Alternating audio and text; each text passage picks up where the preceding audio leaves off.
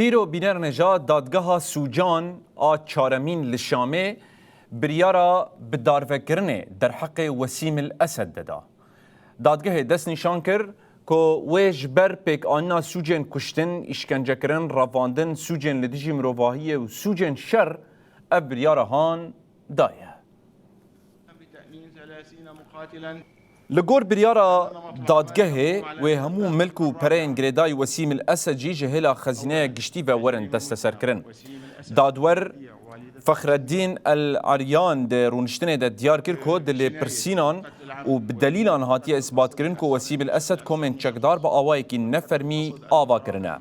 او کومن که وسیم الاسد آوا کربون لهرمن غوطة الشرقية و باجاروك المليحة ينكو سيفيل لبون كمكجي بيك آني وجناية الحرمان من الحرية والتعذيب بوصفهما جرائم ضد الإنسان. كان نمط العمل يقوم على أن تبدأ الفرقة الرابعة. أولا تجريم المتهم وسيم الأسد ابن بديع ووالدته سميرة. يكم وسيم الأسد لاوي بديعي دايكاوي سميرة بکشتنا بزانبون آبیتری کسکی کشتنا به اشکنجت سوشتار کرن. اف سوج لدیجی مروواهی و یه شرن. و بسوجن گور کرنا شر نافخوی و مذهبی سوجن ریگرتن البر آزادیه و اشکنجه. اف جی سوجن لدیجی مروواهی و یه شرن. وصفهما جرائم ضد الإنسانية والحكم عليه من أجل ذلك بالإعدام.